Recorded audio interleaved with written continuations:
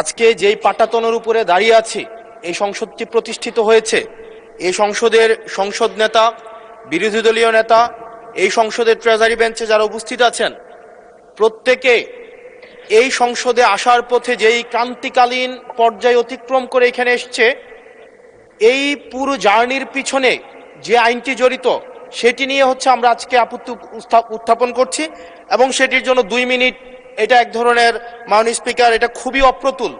আমরা এই সংসদে বিভিন্ন বিষয়ে প্রশংসা, এই সংসদে বিভিন্ন বিষয়ে অনেক সময় অপচয় হয়, কিন্তু জাতির সাথে সবচেয়ে গুরুত্বপূর্ণ বিষয়ের আমাকে যে 2 মিনিট সময় দেওয়া হয়েছে এটি অপ্রতুল। আমি মাননীয় স্পিকারের কাছে আবেদন জানাবো, এই বিষয়ে টাইম কনস্ট্রেন্ট না করে আমরা আমাদের বক্তব্যটা যেন উপস্থাপন করতে পারি, সেজন্য আপনার অনুমতি প্রার্থনা করছি। মাননীয় সদস্য,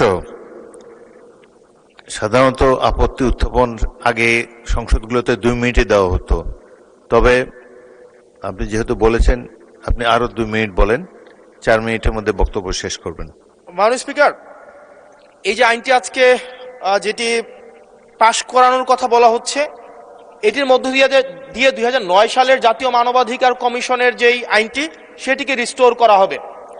জাতীয় মানবাধিকার কমিশনের যে 2009 সালের যে আইনটি আছে, সে আইনের যেই প্রয়োগ দীর্ঘ 17 বছর ধরে হয়েছে সেটি আমরা দেখেছি। জাতীয় মানবাধিকার কমিশনের নামে বিরোধী দল ও মতকে দমন কমিশন হিসেবে সেটি ব্যবহার করা হয়েছে। বিএনপিকে দমন করার বৈধতা জাতীয় মানবাধিকার কমিশন উৎপাদন করেছে। আমরা জাতীয় মানবাধিকার কমিশনের চেয়ারম্যানকে বলতে শুনেছি, জামাতের নেতাকর্মীদেরকে গুলি করা বৈধ মানবাধিকার টিকিয়ে রাখার স্বার্থে।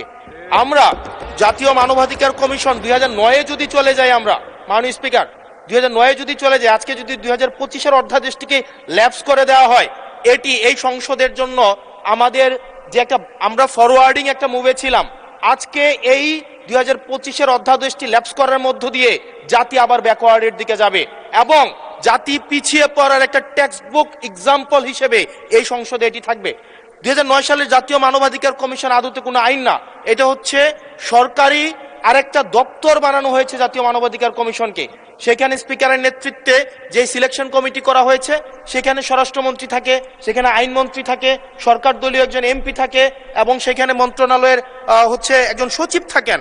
অর্থাৎ একটা 6 সদস্য বিশিষ্ট একটা সিলেকশন বোর্ডের সেখানে 5 জনই হচ্ছে সরকার দলের।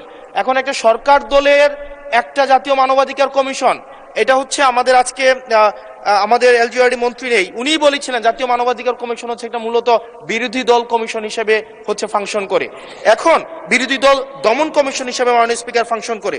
মাননীয় স্পিকার, জাতীয় মানবাধিকার কমিশন যখন এটা বিরোধী দল মত দমন কমিশন হিসেবে ফাংশন করে, আদতে এই কমিশনটা কিন্তু আমরা যদি দেখি, মানবাধিকার যেখানে যেখানে ক্ষুণ্ণ হয়েছে এগুলা কিন্তু সরকারি সংশ্লিষ্ট সংস্থা করেছে।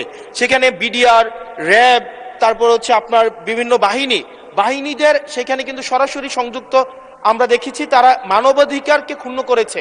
কিন্তু 2009 সালের জাতীয় মানবাধিকার কমিশন আমরা দেখেছি, যদি বাহিনীর বিরুদ্ধে আপনি কোনো তদন্ত পরিচালনা করতে চান, তাহলে সেই বাহিনীর সেই বাহিনীর পূর্বানুমতি আপনার লাগবে, সরকারের পূর্বানুমতি লাগবে। মাননীয় স্পিকার, সরকারের পূর্বানুমতি নিয়ে সরকার যে মানবাধিকার ক্ষুণ্ণ করবে, সেই মানবাধিকারের তদন্ত কতটা স্বচ্ছ হবে সেটা এই সংসদের প্রত্যেকটা সদস্যই সেই বিষয়টি জানে।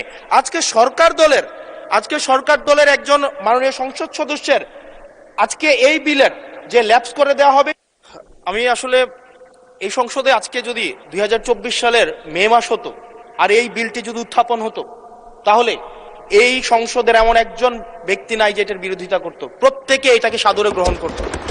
আজকে সময় পাল্টিয়েছে। আজকে 2008 সাল, 2018 সালে আপনারা এই পাশে ছিলেন, আজকে ওই পাশে গিয়েছেন, আপনারা সংখ্যাগরিষ্ঠ হয়েছেন, আজকে এই বিলের বিরুদ্ধে আপনারা অবস্থান নিচ্ছেন। 2024 সালের কোন এক মাসে, জুলাইয়ের আগে, এটা ফেব্রুয়ারি, জানুয়ারি, মার্চ, যদি এটা তৎকালীন ফেসিবাদ সময়ে যদি এই বিলটাকে 2025 সালের যে আপনাদের জাতীয় মানবাধিকার কমিশনের যে অধ্যাদেশটা আছে সেটা যদি এই সংসদে উত্থাপন করা হতো, 300 জন এখানে যারা যারা উপস্থিত আছেন প্রত্যেকেই চাইতেন এই জাতীয় মানবাধিকার কমিশনটা সেটা যেন পাশ করা হয়, কিন্তু আজকে সময় পাল্টিয়েছে, ঋতু পরিবর্তন হয়েছে, আজকে চেয়ার পরিবর্তন হয়েছে, দিক পরিবর্তন হয়েছে, আমরা জাতীয় মানবাধিকার কমিশনের বিরুদ্ধে আমরা অবস্থান নিচ্ছি। এবং আজকে আমাদের এই অবস্থান রং সাইড অফ দা হচ্ছে আমাদের রাইট অর রং, আমরা যে মোরালিটির আমরা রং সাইডে অবস্থান নিচ্ছি, এটা টেক্সট বুক এক্সাম্পল হিসেবে ইতিহাসে লিপিবদ্ধ থাকবে। মাননীয় স্পিকার, মাননীয় স্পিকার, এই আইনটা এটা শুধুমাত্র যে জাতীয় মানবাধিকার কমিশন শুধুমাত্র এটার সাথে সম্পর্কিত না, বরং এটা আরো 2টা অধ্যাদেশের সাথে সম্পর্কিত।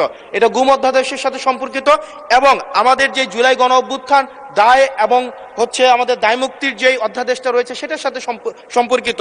আজকে 2025 সালের জাতীয় মানবাধিকার কমিশন এটাকে ল্যাপস করার মধ্য দিয়ে আদতে বাকি 2টা অধ্যাদেশকে অর্নামেন্টাল করে ফেলা হয়। এটাকে আদতে সরকার এই পরবর্তীতে অধ্যাদেশগুলোকে রাজনৈতিক দমন পীড়নে যে ওয়েপনাইজ করবে না সেটির কোনো নিশ্চয়তা নেই। মাননীয় স্পিকার, মাননীয় স্পিকার, আমাদের সবচেয়ে বড়, আমরা ইতিহাস থেকে কোনো শিক্ষা নেই না।